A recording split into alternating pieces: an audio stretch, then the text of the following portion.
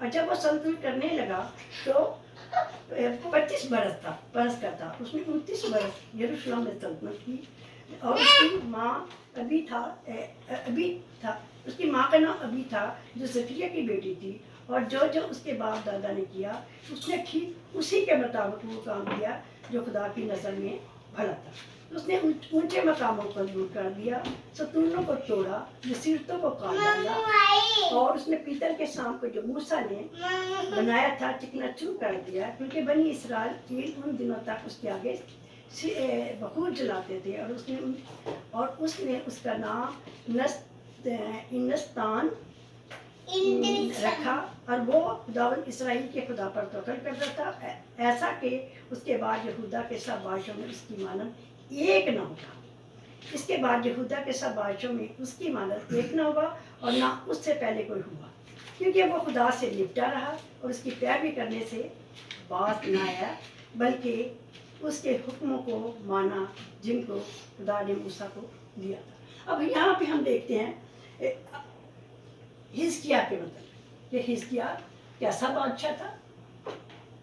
وہ یوتام کا پوتا تھا, عرس کا بیٹا تھا, اور یہودا کا بادشاہ تھا, اور یہ یہودا کا 12واں بادشاہ تھا. ہم جانتے ہیں جیسے کہ سب سے پہلا جو بادشاہ تھا وہ ساؤل تھا, جو کہ قبل مسیح 1030 کے قبل مسیح کے پہلے بادشاہ ہوا. اس کے بعد داؤد بادشاہ ہوا. اس کے بعد تیسرا بادشاہ جو تھا وہ سلیمان بادشاہ تھا, جو کہ پورے اسرائیل پر حکومت کرتے تھے. لیکن سلیمان بادشاہ کے بعد حکومت جو ہے وہ 2 حصوں میں تقسیم کی, ایک شمالی حصے میں اور ایک جنوبی. شمالی حصہ شمالی سلطنت کہلایا اور جنوبی حصہ جنوبی. شمالی حصے میں جو تھے وہ 10 بھائیوں کی حکومت تھی, 10 بھائی تھے, جبکہ جنوبی حصے میں 2 بھائی تھے. اور وہ بھائی کوئی بتا سکتا ہے کون 2 بھائی تھے؟ بنیامین اور دوسرا یہودا, جس کے نام سے یہ سلطنت چلی. 2 بھائی ایک طرف تھے اور 10 بھائی. لیکن آہستہ آہستہ بنی اسرائیل جو ہے وہ ختم ہو جاتا ہے, لیکن یہودا جو رہتا ہے موجود رہتا ہے. تو اس طریقے سے ہم دیکھتے ہیں کہ بتایا گیا کہ یہ شاہی اسرائیل کا بھی بادشاہ ہوشیہ جو تھا وہ اس وقت اسرائیل کا بادشاہ, اور اس کا 30 سال کی سلطنت چل رہا تھا. لیکن یہودا نے حزقیاہ بادشاہ تھا, اور جب وہ بادشاہ بنا تو وہ 25 سال کا, اور اس نے 29 سال سلطنت کی.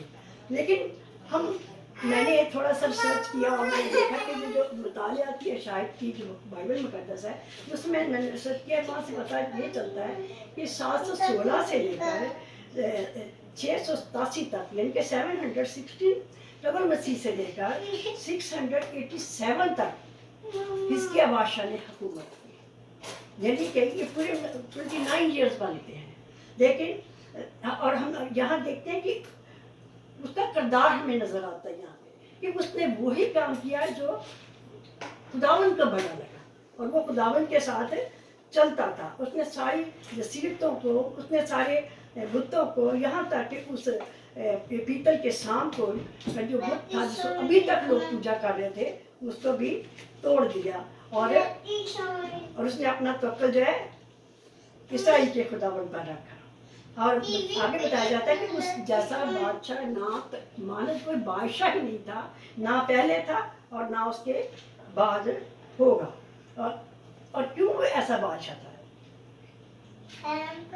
کیونکہ وہ خداوند سے لپٹا رہا اور اس کی پیروی کرنے سے باز نہ ہے, اور اس کے بلکہ اس کے حکموں کو مانا جن کو خداوند نے موسیٰ کو دیا تھا. ہم دیکھتے ہیں کہ اس کی زندگی دیکھتے ہیں کہ وہ خداوند کی قربت میں رہنے والا انسان تھا. وہ اس کے حکموں سے لپٹا رہتا تھا اور وہی کرتا تھا جو خداوند کی مرضی ہوتی, یعنی کہ وہ خداوند کو پیار کرنے والا تھا. لیکن ایک وقت آتا ہے کہ وہ بیمار ہو جاتا ہے, اور جو حوالہ پڑا ہے ماریا نے بھی ہمارے سامنے, اس میں بتایا گیا ہے کہ انہی دنوں میں حزقیاہ ایسا بیمار ہو گیا. اب سب سے پہلے ہم دیکھیں کہ وہ دن کون سے دن تھے. جب ہم کچھ سیکھتے ہیں تو ہمیں ایک ایک چیز کی سچویشن کو دیکھنا پڑتا ہے. جب میں پہلے اس کو پڑھا مجھے خاص اس میں کوئی دلچسپی نہیں ہے, لیکن میں نے کہا انہی دنوں, بے شک انہی دنوں کے وسیلے سے جب میں نے اس کو پڑھا تو ساری ہسٹری پڑھنی پڑی. بے شک اس کی وجہ سے میسج تھوڑا لمبا ہو جائے گا, لیکن میں نے کہا کہ نہیں, جب ہم خداوند کا کلام پیش کرتے تو ہمیں ضرور بتانا چاہیے کہ ان دنوں, وہ دن کون سے دن تھے کہ حزقیہ بادشاہ جو اس کے بعد بیمار پڑ گیا. ہم دیکھتے ہیں کہ وہ نہ صرف ایک بادشاہ تھا بلکہ خدا کا خادم بھی تھا. تو اس کے لیے ہم دیکھیں گے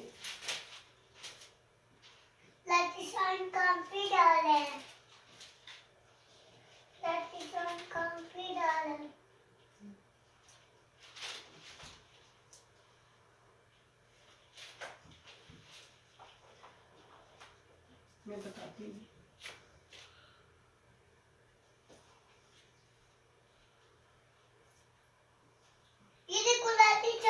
اور جب یہ واقعہ پیش آیا, جب اس کے بادشاہ بیمار ہوا, تو جب یہ واقعہ پیش آیا تو وہ تقریباً 39 ایئر کا تھا, کیونکہ جب وہ حکومت کر رہا تھا تو یہودا پہ حکومت کر رہا تھا.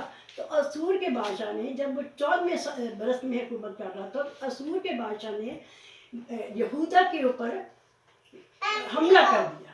اور جب حملہ کیا تو بہت سے حصے پہ قبضہ کر لیا. لیکن جب حزقیہ بادشاہ نے سوچا اور دیکھا کہ بنی اسرائیل کا, یہودا کا بہت سا علاقہ جو ہے وہ اسور کا بادشاہ لے گیا, تو اس نے اسے کہا کہ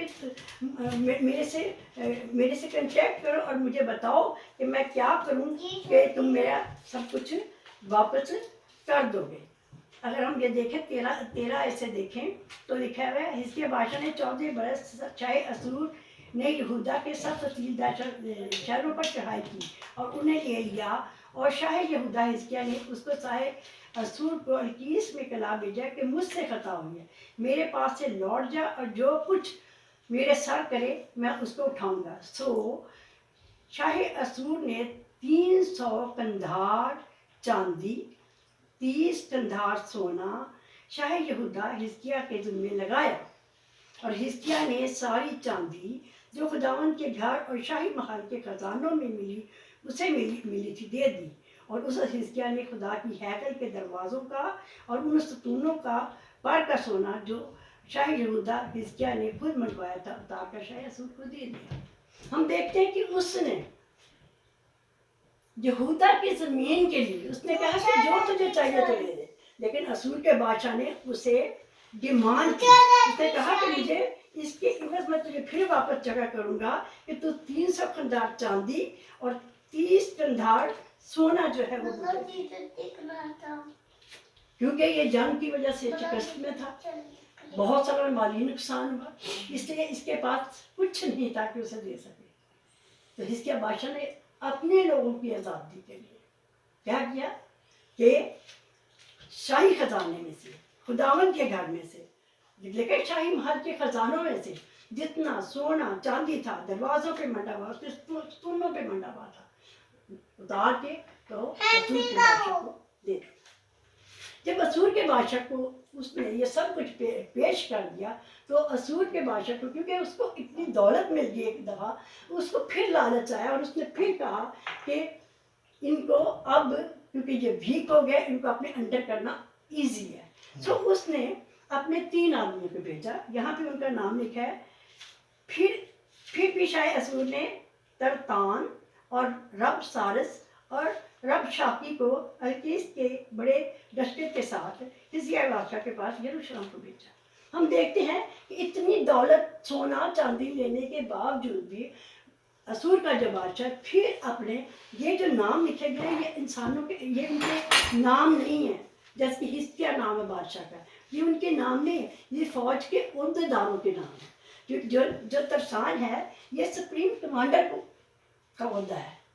اور دوسرا جو ہے نام ہے رب سارس, یہ جو ہے چیف آفیسر کا عہدہ ہے. اور تیسرا جو ہے رب ساکی جو ہے یہ فیلڈ کمانڈر کا عہدہ ہے.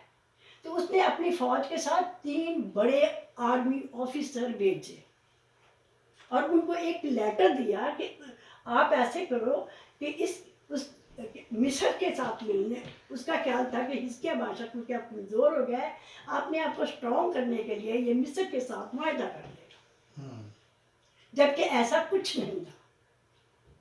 اس نے ایک خط بھیجا کہ آپ ایسے کرو کہ آپ ہمارے ساتھ عہد باندھو، اور اس کا طریقہ مختلف تھا۔ اس نے اپنے 3 جو کمانڈر آفیسر جو ہے حزقیہ بادشاہ کے 3 ہی بڑے افراد کو بھیجے۔ انہوں نے یہ نہیں سمجھا کہ ہم بادشاہ کو ڈائریکٹ جا کے بتائیں، بلکہ انہوں نے سوچا کہ جو اس کے لوگ ہیں ان کو اپنے ہاتھ میں کر لیا جائے، اور وہ جاتے ہیں۔ اور اگر ہم دیکھیں تو 26 آیت، تب الکیم بن خلقیہ، شبینہ اور یواق سے چبراتی نے عرض کی، اس نے ان کو عرض کی اور کہ کیا کرو کہ تم لوگ ہمارے ساتھ مل جاؤ، اسور کے بادشاہ کے ساتھ مل جاؤ۔ وہ ایک خط لے کے آیا، اور یہ خط اس نے اس کے بجائے کہ اس سے بات کرتا ہے حزقیہ بادشاہ، اصول تو یہ تھا کہ وہ حزقیہ بادشاہ سے بات، لیکن انہوں سے بات نہیں کی۔ انہوں نے اس کے ان کے جو بادشاہ کے نزدیک ترین لوگ تھے، جو خلق کیا تھا اور شبینہ اور ایوان تھا، رب شاکی نے اس سے بات کی، فیلڈ کمانڈر نے ان کے ساتھ بات کی اور ان سے کہا کہ تمہارا بادشاہ جو ہے وہ مصر کے ساتھ مل جائے گا، جہاں پہ تم بھوکے مرو گے۔ بہتر یہ ہے کہ تم ہمارے ساتھ مل جاؤ، جب تم ہمارے پاس آؤ گے تو تمہیں ہم سب کچھ دیں گے، تو اس کا خدا تمہیں کچھ بھی دینے والا نہیں۔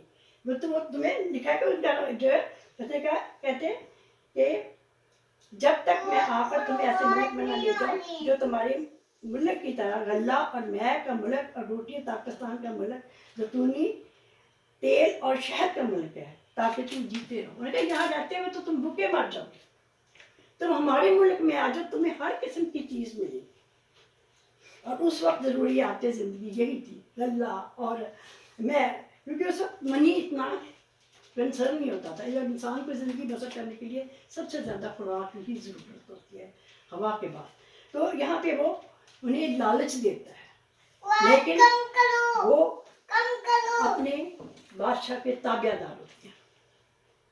وہ وہی خط لے کے اپنے بادشاہ کے پاس چلے جاتے ہیں اور بادشاہ کو سارا قصہ بتاتے ہیں کہ اس طریقے سے رب شاکی نے ہمیں یہ لیٹر دیا ہے کہ تم لوگ ہمارے ساتھ معاہدہ کر لو تاکہ ہم اسٹرانگ ہو جائیں۔ اور اس کا پروگرام یہ تھا کہ اسور اور یہودا جب مل جائیں گے تو پھر وہ مصر پر قبضہ کر سکیں۔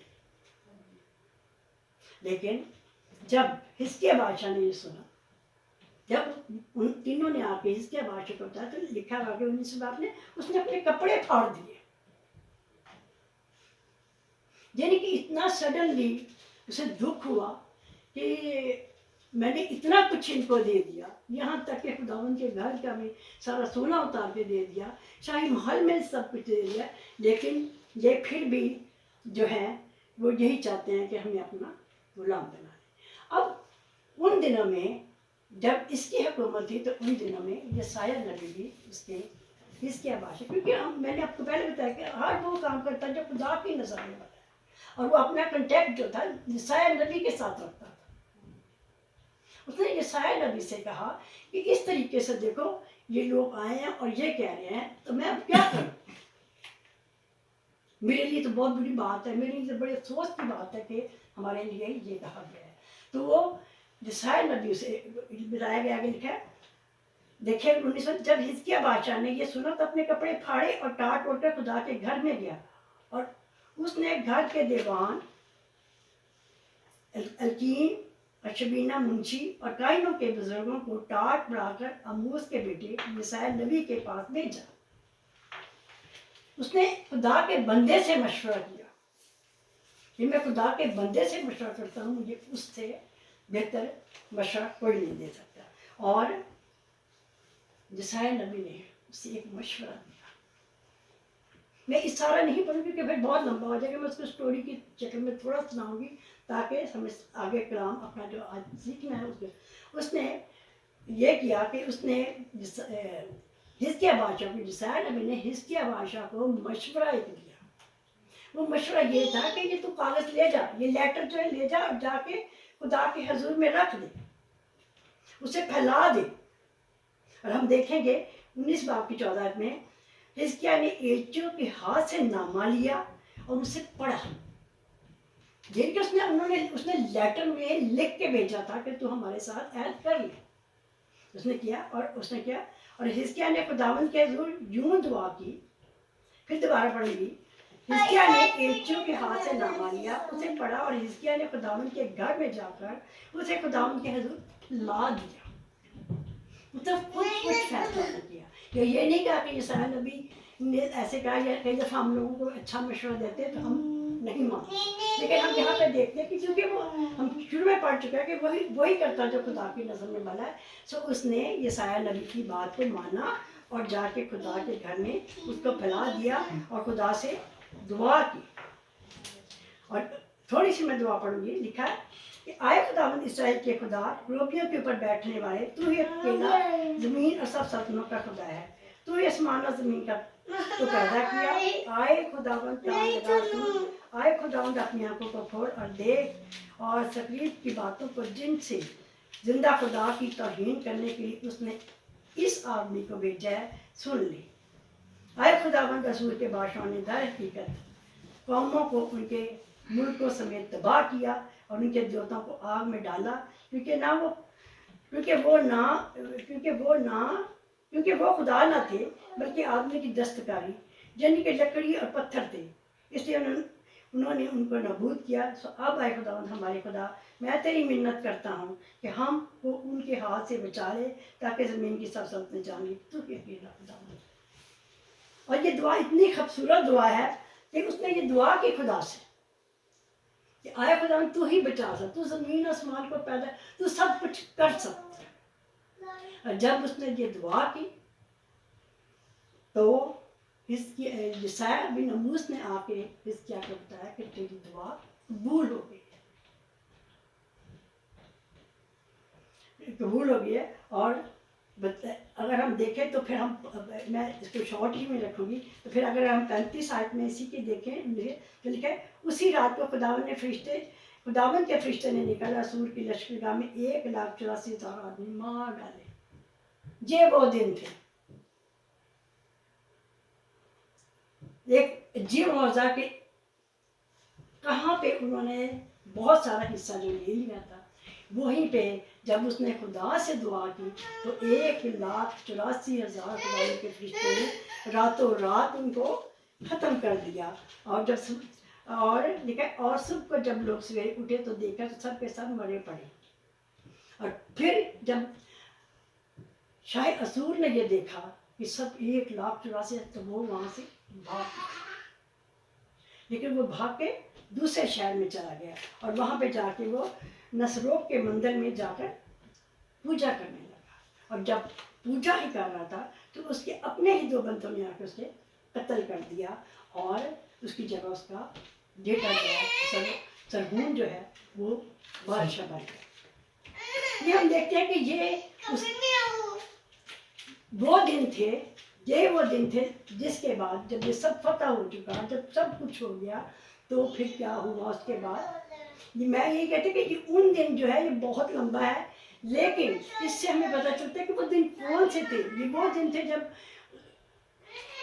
جو تھا اسور کا بادشاہ قبضہ کرنا چاہتا تھا یہودا کے اوپر، لیکن اس نے اپنے سارے معاملے کو خدا کے سامنے رکھا۔ کیوں رکھا؟ کیونکہ وہ خدا کی پیروی کرتا تھا، خدا سے محبت کرتا تھا، خدا وہ کرتا تھا جو خدا کی نظر میں بھلا تھا، اس کے حکموں کو مانتا تھا۔ اس لیے اس نے خدا سے مشورہ کیا، اس نے خدا کے بندے سے مشورہ کیا، تو خدا نے اس کی فتح مندی دی۔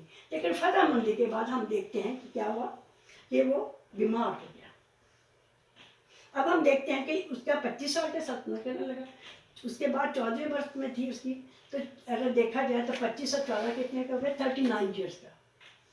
جب 39 ایئرس کا ہوا تو کیا ہو گیا؟ وہ بیمار ہو گیا۔ انہی دنوں میں حزقیہ ایسا بیمار پڑا کہ مرنے کے قریب ہوا۔ ہم دیکھتے ہیں وہ اتنا زیادہ بیمار ہو گیا، پہلی آیت میں ہم دیکھتے ہیں وہ اتنا زیادہ بیمار ہو گیا کہ مرنے کے قریب ہو گیا۔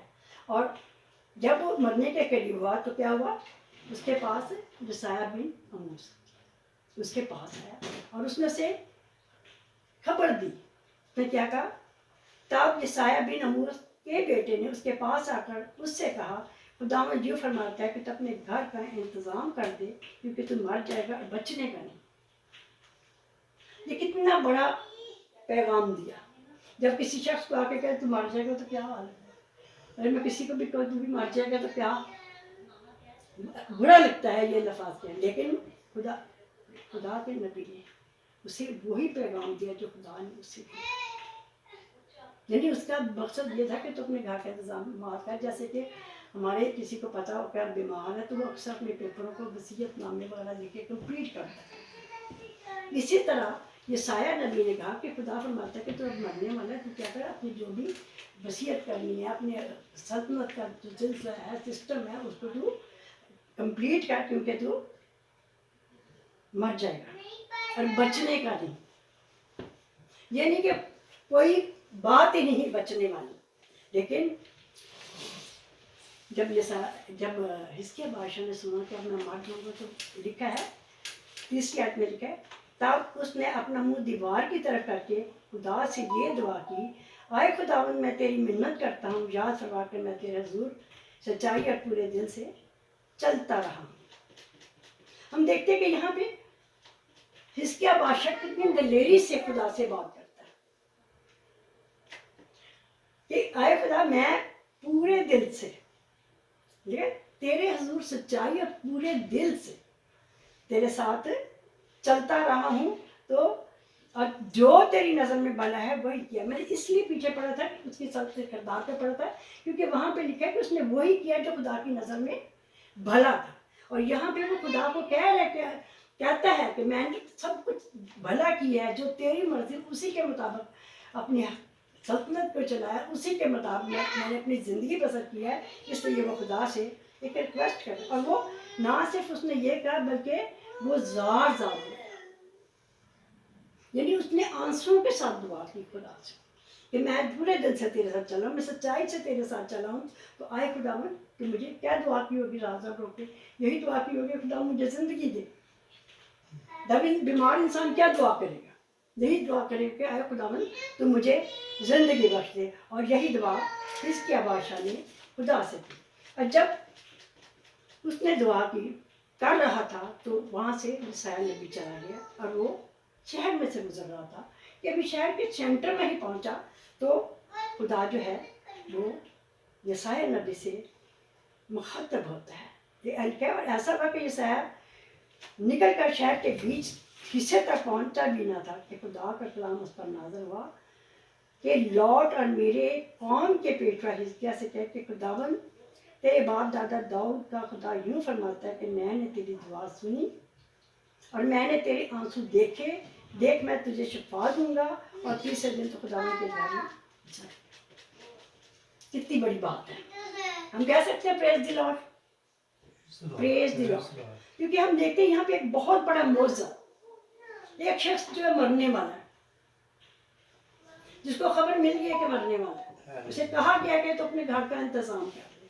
اور تھوڑی دیر میں ہی خدا کا نبی واپس آتا ہے، اسے کہتا ہے کہ تیری آنسو خدا نے لیے، تیری دعا تو بھول ہو گئی ہے اور تو یہاں تک کہ تو تیسرے دن خداوند کے گھر میں جائے گا. جب میں نے اس کو پڑھا میں بہت ہو رہی تھی کہ ایک بندہ ہے جو بالکل مرنے کے قریب ہے اور وہ تیسرے دن خداوند کے گھر جائے گا. لیکن عزیزو خداوند کے سامنے ہر چیز پاسبل ہے. وہ ممکنات کا خدا ہے، وہ ناممکنات کا خدا نہیں. اور ایسا ہی ہوا. اور نہ صرف لکھا کہ اس نے 15 سال اس کی عمر کو بڑھا دیا. اور نہ صرف عمر کو بڑھایا بلکہ اسے کہا کہ تجھے اسور کے ہاتھ سے بھی بچاؤں گا، چاہے اسور کے ہاتھ سے بھی تیری شہر کو بچاؤں گا. اس نے تو دعا صرف یہ کی تھی کہ اے خدا مجھے تندرستی دے دے، مجھے شفا دے دے، کیونکہ میں نے وہی بھلا کیا جو کہ تیری نظر میں بھلا تھا، وہی کام کیا جو تیری نظر میں تیرے آئینوں پہ چلا جو کہ تو نے موسیٰ کو دیے تھے. کہتے کہ جو آئین موسیٰ کو ملے وہ ان کے اوپر پابندی کرتا تھا، ان پہ چلتا تھا. تو میں تو ان پر چلا، مجھے میری عمر کی درازی، لیکن خدا نے اس کے ساتھ ساتھ نہ صرف اس کو تندرستی دی بلکہ اس کے ملک کو بھی بحال کر دیا، اس کی سلطنت کو بھی بحال کر دیا۔ عزیزو، ہم جب خدا کے پاس جاتے تو وہ ہم تھوڑا مانگتے وہ ہمیں زیادہ دیتا ہے، اور حقیقت میں بتایا جاتا ہے کہ اس کے 15 سال ہی بڑے، کیونکہ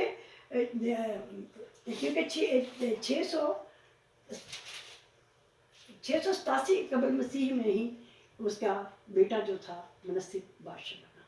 اس کا مطلب ہے کہ پورے 15 سال اس کی عمر بڑھی، جو خدا نے اسے کہا کہ تیرے میں 15 سال بڑھاؤں گا، پورے 15 سال ہی بڑھے، اور اس کا بیٹا جو منسی ہے وہ 687 میں وہ بادشاہ پھر یہودا کا بنا۔ عزیزو، آج کے کلام کے وسیلہ سے ہم نے سیکھا کہ جب ہم پورے دل سے خداوند کے ساتھ چلتے ہیں تو کس طرح، اور خدا نے خود فرمایا، یوئیل کی کتاب میں اگر دیکھیں، دوسرے باب میں دیکھیں تو ہم دیکھیں گے، پڑھیں گے اس کو بھی، یوئیل کی کتاب اس کا دوسرا باب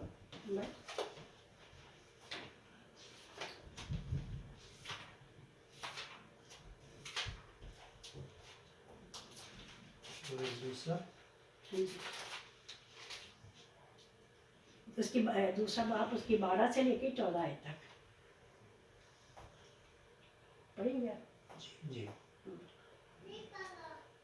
لیکن خداوند فرماتا ہے، اب بھی پورے دل سے اور زور رکھ کر روزہ رکھ کر گریہ زاری و ماتم کرتے ہوئے میری طرف رجوع لاؤ، اور اپنے کپڑوں کو نہیں بلکہ دلوں کو چاک کر کے خداوند اپنے خدا کی طرف متوجہ ہو، کیونکہ وہ رحیم و رحم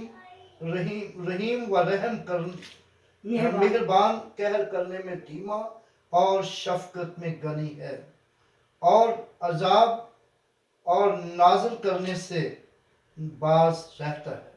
ہم دیکھیں یوئیل نبی نے خدا، یعنی کہ لیکن خداوند فرماتا ہے، یہ ہمارے خدا باپ کے الفاظ ہیں کہ جب تم اپنے پورے دل سے اور روزہ رکھ کے گریہ زاری کر کے جب دعا کرتے تو وہ کہتا ہے، بلکہ یہ کہا کہ کپڑوں کو چاک کرنے کی ضرورت نہیں ہے تمہیں، بلکہ اپنے دلوں کو چاک کرنا ہے۔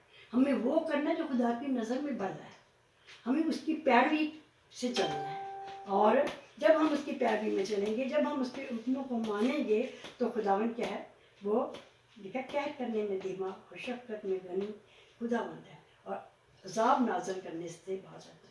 صرف یہاں بیماری کا ذکر نہیں ہے، یہاں پہ اور بھی بہت سے ہمارے زندگی کے مسائل ہوتے ہیں، کبھی بیماری ہوتی ہے، کبھی جاب نہیں ہوتی، کبھی اولاد نہیں ہے، کبھی اولاد نافرمان ہے، بہت سے مسائل ہوتے ہیں، لیکن مسائل کوئی بھی ہو، اگر جب ہم پورے دل سے اور سچائی سے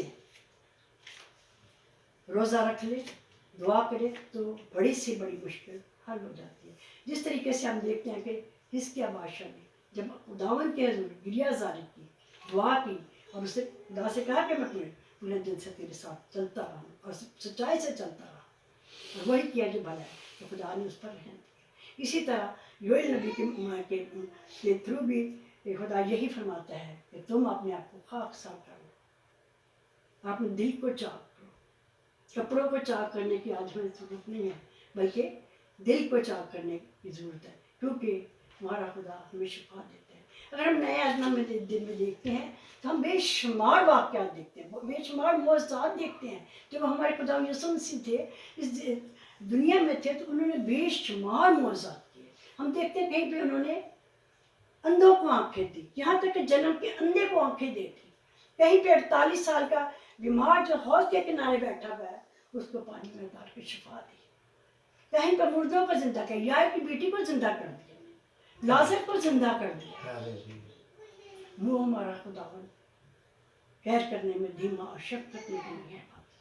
ہم جتنے مرضی گناہ گار ہوں، لیکن جب ہم اپنے پورے دل سے اپنے دل کو چاک کر کے وہی کرتے ہیں جو اس کی نظر میں بھلا ہے، تو وہ رحم کرتا ہے۔ وہ قہر کرنے میں دھیما اور شفقت میں غنی خداوند ہے، اور کہ لکھا ہے وہ عذاب نازل کرنے سے बाज रहता है। लेकिन उस अजाब नाज़िल करने के लिए हमें मेहनत करनी है, हमें पूरे दिल से चाहिए, हमें उसके कलाम के मुताबिक अपनी ज़िंदगी को बसर करनी है। जब हम उस कलाम के मुताबिक अपनी ज़िंदगी को बसर करेंगे तो हम हर किस्म की दुख तकलीफ से आज़ाद होंगे और वो हमारी दुआओं का जवाब देंगे। अगर हम खुदावंद के साथ ना चलें लेकिन हम दुआ करते जाएं और खुदावंद हमारी ये ख्वाहिश पूरी कर दे, हमारी ये ख्वाहिश पूरी कर दे, बेशक वो बहुत दफ़ा कर भी देता है, लेकिन अजीज़ों हमें उसकी पैरवी करनी है।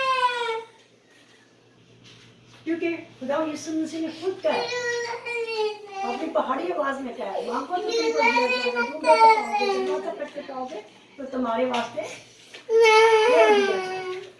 तो जब हम हिजकिय्याह बादशाह की तरह और इन सब की तरह जैसे कि दो अंधे आवाज देते हैं, वहाँ पे बैठे हुए आवाज देते हैं, आए इब्ने दाऊद हम पर रहम कर, आए इब्ने दाऊद हम पर रहम कर। और जब हम पुकारते हैं तो क्या करता है, वो हमें जवाब देते हैं। जिस तरह से हिजकिय्याह को जवाब दिया, जिस तरह से अंधों को जवाब दिया, जिस तरह से उसने 38 साल से हौज के किनारे बैठा हुआ तो उसको शिफा दी। इसी तरह अजीज़ों हमारी ज़िंदगी में कितने भी मसाइल हो, बीमारियां हो, दुख हो, तकलीफ हो, बे औलाद नाफरमान हो, कारोबार ना हो, औलाद जैसी नेमत ना हो, हम खुदावंद के साथ चलना शुरू कर दें, अपने दिलों को चाक करें, पूरे दिल से उसके साथ चलें। हम देखते हैं कैसे खुदावंद हमें नहीं, क्योंकि उसने खुद से कहा है, मैं कहर करने में धीमा और शफ़क़त में नहीं खुदा, मैं अपना अज़ाब नाज़िल करने से बाज रहूँगा। तो अजीज़ों हमें चाहिए कि हम पूरे दिल से, जिस तरह से हिजकिय्याह बादशाह ने खुदा से दुआ, हमें भी उस तरह दुआ करनी सीखनी चाहिए, हमें उस तरह चलना चाहिए। हमारी ज़िंदगियाँ ऐसी हों जो पता चले दूसरों को कि ये खुदावंद की मर्ज़ी के मुताबिक शख्स गुजरा है।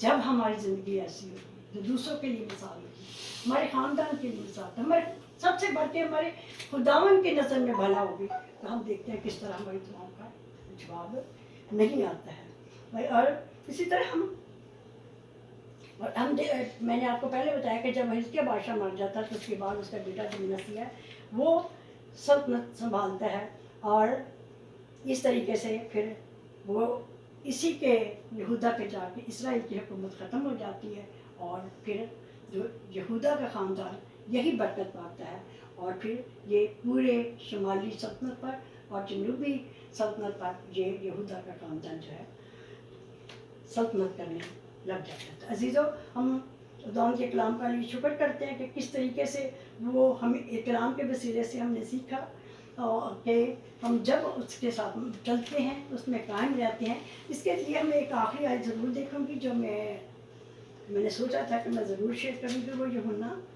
15 बाब है। इस आयत के साथ मैं अपने कलाम को ख़त्म करूँगी। यूहन्ना 15 बाब, मैं इसको खुद पढ़ूँगी, 15 बाब उसकी 7 से लेके